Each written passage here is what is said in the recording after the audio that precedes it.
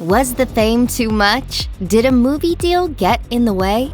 Here's what Lady Gaga's lovers really think of her. In the early days of Lady Gaga's ascent, her creative collective, the House of Gaga, was run by a man who went by Dada. His full name was Matthew Williams, and he was behind many of the singer's most iconic early career moments. He helped execute the bleeding outfit she wore during her performance of Paparazzi at the VMAs, and he was also responsible for developing the infamous meat dress she wore the following year.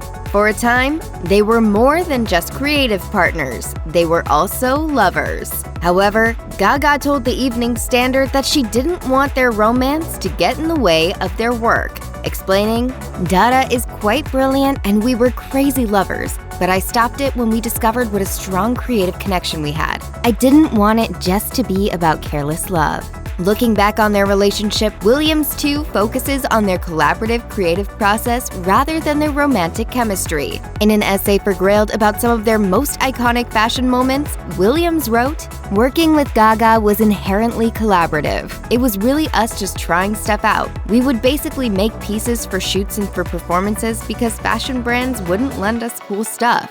Williams has moved up in the fashion world since collaborating with the Love Game singer. He now runs Givenchy Couture, sharing with The Telegraph, "It feels amazing when you go for your dream and then it actually comes true." Little monsters know that before Lady Gaga achieved the fame, she was a New York City girl performing in dive bars. One such bar was run by Lüc Carl, a punk rocker with shaggy black hair and a love of leather jackets. They dated on and off for years, including after Gaga was a worldwide superstar. Her album Born This Way was even dedicated to him. The booklet included the phrase, "This album is for you."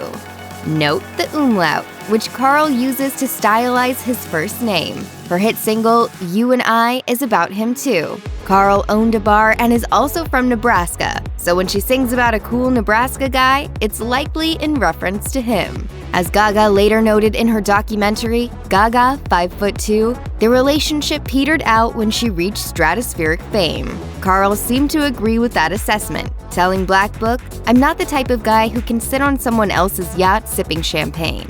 Still, it seems there were no hard feelings. He added, "She's an amazing woman, and I wish her all the best in the world. Although, I think we all know she already has it." Lady Gaga and Chicago Fire star Taylor Kinney met while filming her music video for You and I. In the video, Gaga plays a mermaid in a bathtub, while Kinney is the hunk caring for her. Gaga recalled on The Ellen DeGeneres Show, "We were in the middle of this scene and I remember that he kissed me, and it wasn't scripted for him to kiss me. He just didn't really say anything, and that was fine by me, and we just kept filming."